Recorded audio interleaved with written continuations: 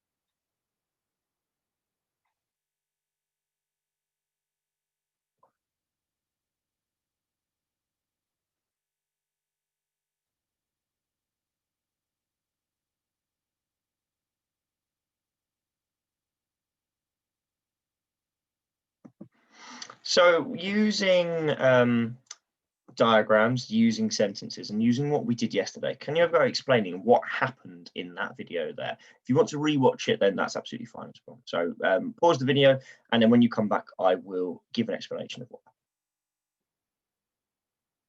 happened. Okay, so we spoke yesterday about the fact that when they react, when the vinegar and the bicarbonate of soda react, it creates CO2 or carbon dioxide. Now, with the experiment that we did yesterday, the carbon dioxide had somewhere to escape. It had the small opening of the bottle, which is why it created that reaction where everything came flying out of the top. Now, with this experiment, what they've done is they've blocked off that carbon dioxide's route to escape.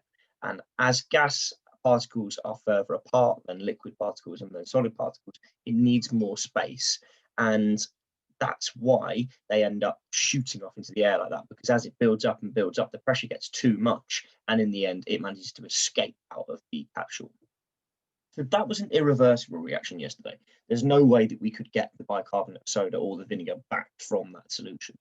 Today we're going to have a look at some key vocabulary first, and then we're going to have a look at a reversible reaction. So we're going to do another observation, which means that we're watching something without really interfering with variables.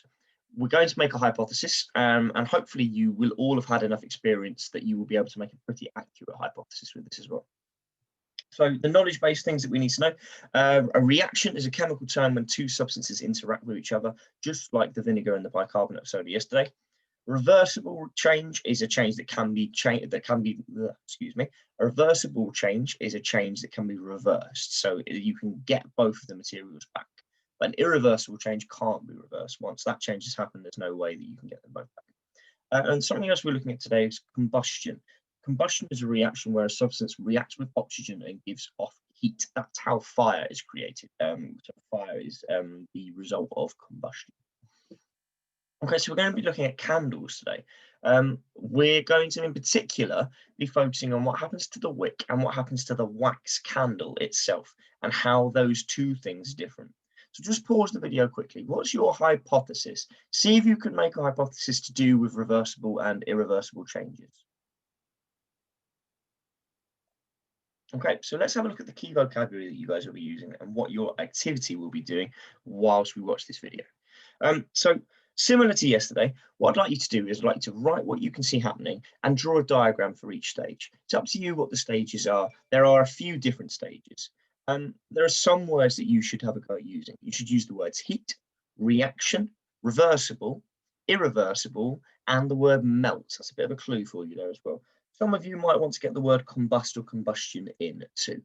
So when we're watching the video, focus on the candle, the wax of the candle itself, and the wick as well. What's different about the reaction that's happening with both of those? So let's have a look. I did stop the music in the background of the video because it was, to be honest, a little bit annoying. So let's have a look and see. So there you can see the combustion to start with the flame. And when it gets into the time lapse, have a look at what happens to the wick compared to what happens to the wax. Have a think about what's happening to the wax, especially the wax that drips down.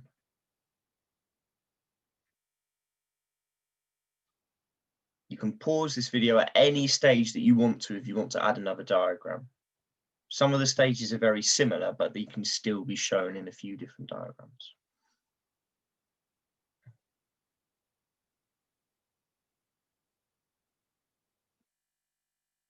Okay, now that video took place over probably a number of hours because it's a time-lapse video, so it looks like it was a regular speed, but it's actually been sped up. So using this key vocabulary, I want you to pause the video. I want you to have a go at seeing if you can explain what happened. I'll give you as much time as you need for that, and then when you're ready, unpause it and I'll go through some of the key parts that happen as we watch the video again.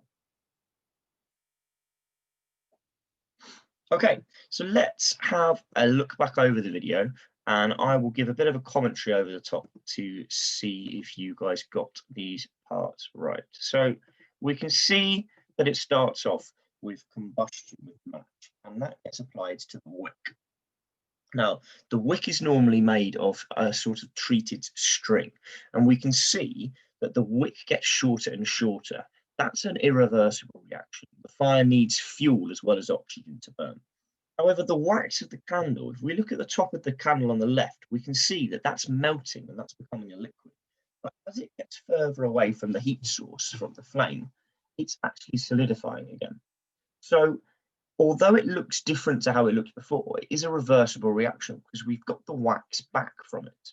And if we were to melt this down or to take it whilst it was in liquid form and put it into a mold, we could get it but looking almost identical to the original candle. So in that video, there is an irreversible reaction happening when the flames react with the wick, but there is also a reversible reaction happening when the wax is getting melted. If you have access to candles at home, or next time you guys use candles, then watch out for that and see if you can compare what happens to the wick to what happens to the wax. But hopefully, if you had a chance to do that, send over anything that you managed to complete, and good luck with it.